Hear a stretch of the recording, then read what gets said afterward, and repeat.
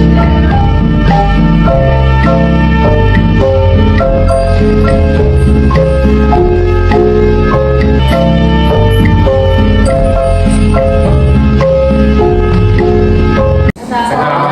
warahmatullahi wabarakatuh. Perkenalkan, kami dari kelompok 3 mata kuliah Perasaan Wilayah Kota. Di sini kami akan mempresentasikan hasil diskusi kami yang berjudul Analisis Ketersediaan dan Persebaran Sarana Kesehatan di Kecamatan Gayungan, Kota Surabaya.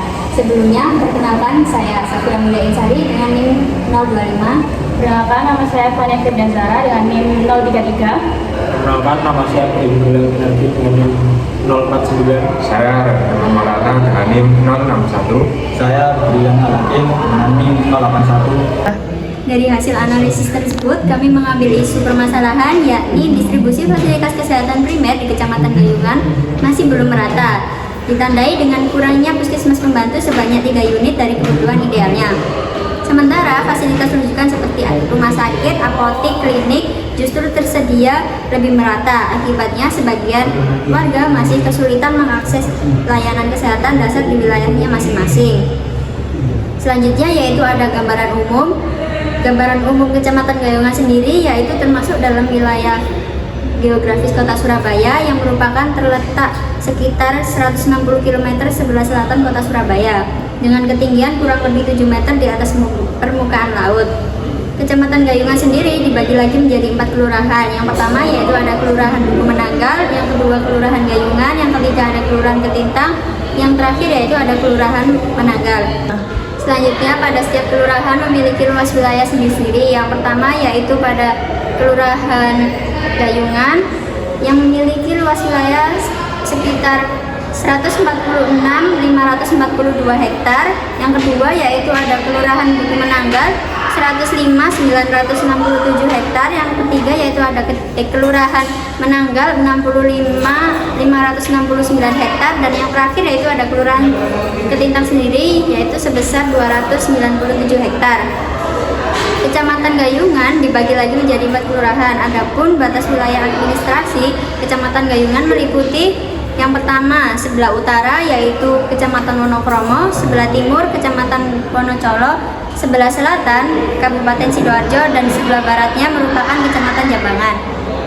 Berdasarkan data Kecamatan Gayungan, dalam angka yang diterbitkan oleh Badan Pusat Statistik Kota Surabaya, sarana kesehatan di Kecamatan Gayungan terdiri dari beberapa jenis fasilitas kesehatan yang mendukung pelayanan masyarakat pada tahun 2025. Tercatat terdapat 3 rumah sakit, 8 poliklinik, 2 puskesmas pembantu atau pustu, dan 18 apotek. Secara keseluruhan, jumlah sarana kesehatan di Kecamatan Gayungan mencapai 33 unit. Salah satu fasilitas kesehatan utama yang masih aktif berproses adalah Puskesmas Gayungan yang melayani berbagai pelayanan kesehatan dasar bagi masyarakat seperti poli umum, poli gigi, poli lansia, dan pelayanan kesehatan ibu dan anak. Selain itu, terdapat pula beberapa puskesmas pembantu, klinik, poliklinik, rumah sakit, serta apotek yang masih aktif melayani kebutuhan kesehatan masyarakat di Kecamatan Gayungan. Lalu ada metode observasi. Observasi adalah kegiatan mengamati langsung kondisi lapangan terhadap objek yang diteliti. Dalam penelitian ini, tim peneliti turun langsung mengunjungi berbagai fasilitas kesehatan yang ada di Kecamatan Gayungan, mulai dari rumah sakit, puskesmas pembantu, poliklinik, klinik, hingga apotek yang tersebar di 4 kelurahan, yaitu Kelurahan Gayungan, Menanggal, Duku Menanggal, dan Ketintang. Pengamatan difokuskan pada beberapa hal berikut. Yang pertama, jenis dan jumlah fasilitas kesehatan yang ada di setiap kelurahan, kondisi fisik bangunan, serta kelengkapan sarana dan prasarana.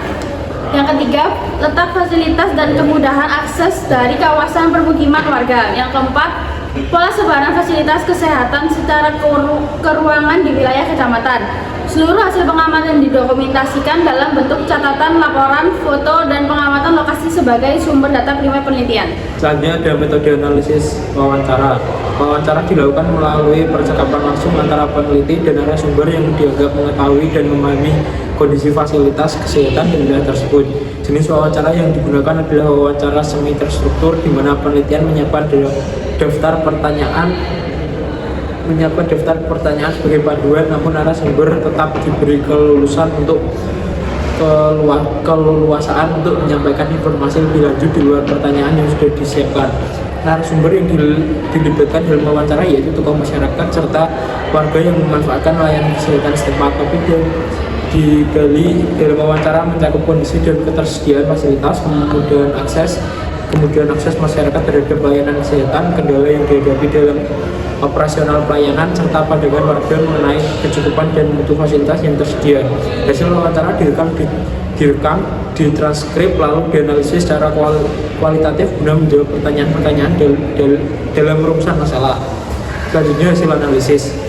Analisis gap merupakan suatu upaya untuk melihat beberapa jauh jarak antara apa yang sudah ada dengan apa yang seharusnya ada. Dalam konteks penelitian ini, analisis tersebut digunakan untuk menilai apakah jumlah fasilitas kesehatan yang ini beroperasi di Kecamatan Gayungan sudah sejalan dengan kebutuhan real masyarakat. Tolak ukur yang dipakai mengacu pada Peraturan Menteri Kesehatan Republik Indonesia Nomor 43 Tahun 2019 tentang Pusat Kesehatan Masyarakat serta SNI 031733/2004, yaitu memuat ketentuan perencanaan lingkungan permukiman perkotaan, termasuk di dalamnya pedoman rasio kebutuhan fasilitas kesehatan berdasarkan jumlah penduduk.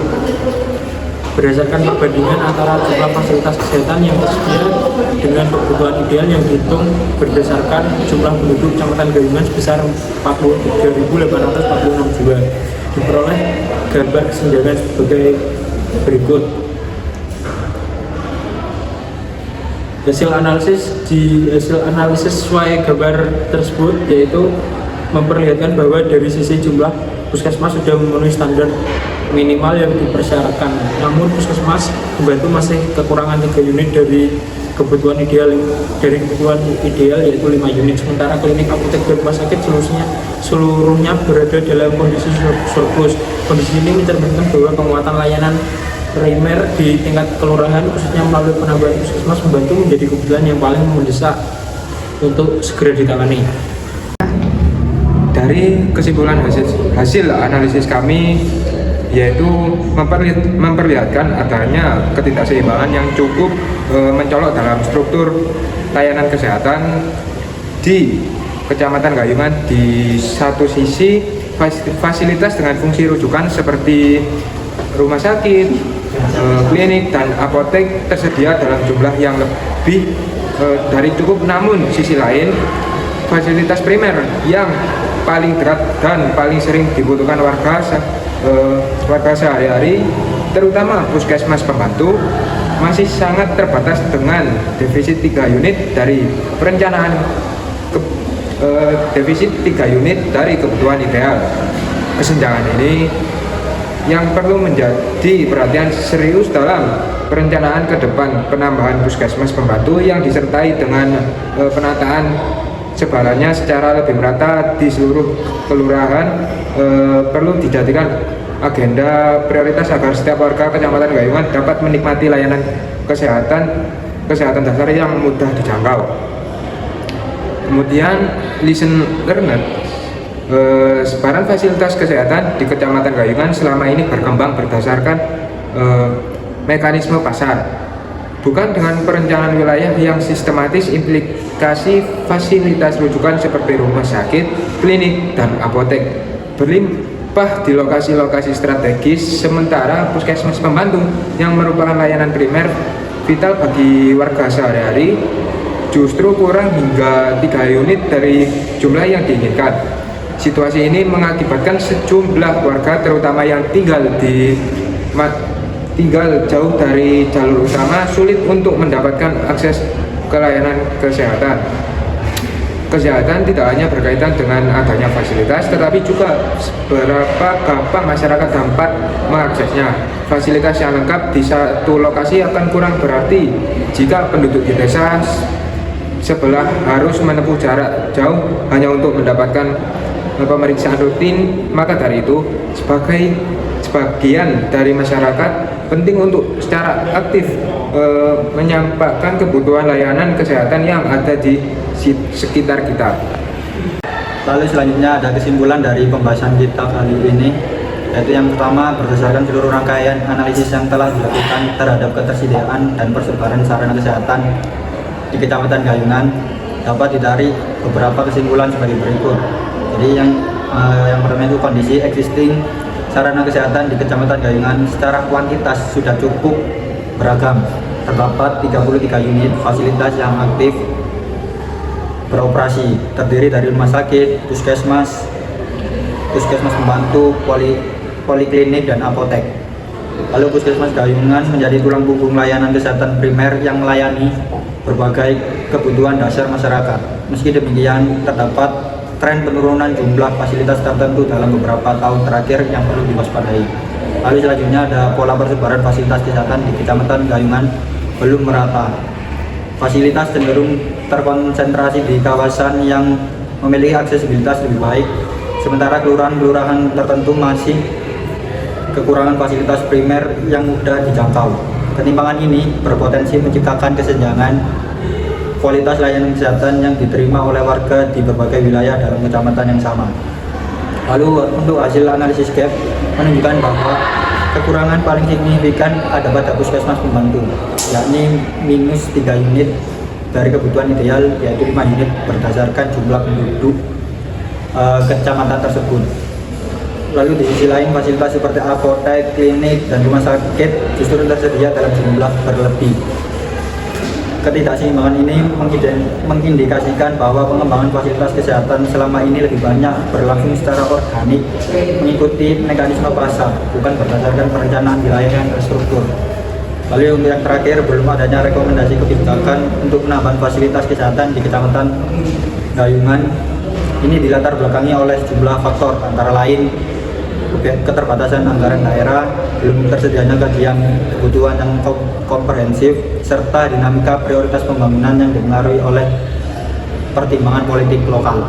Lalu untuk yang terakhir, yaitu yang rekomendasi yang bisa kita berikan, yaitu yang pertama, satu, menambahkan 3 puskesmas pembantu dengan penekanan pada kelurahan Menanggal yang saat ini tidak memiliki fasilitas kesehatan dasar sama sekali. Kemudian yang kedua, mengatur kembali distribusi fasilitas kesehatan berdasarkan kepadatan penduduk, luas area, dan kemudahan akses tanpa terpengaruh oleh perkembangan kawasan usaha. Lalu rekomendasi yang ketiga, meningkatkan jumlah kader kesehatan atau Jumantik dan melengkapi alat bantu pendukung agar program pencegahan penyakit berbasis komunitas dapat berlangsung dengan lebih efisien.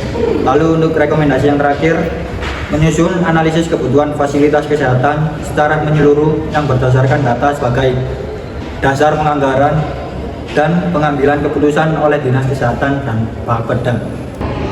Sekian presentasi dari kelompok kami akhiri. Mohon maaf apabila ada salah kata. Wassalamualaikum warahmatullahi wabarakatuh.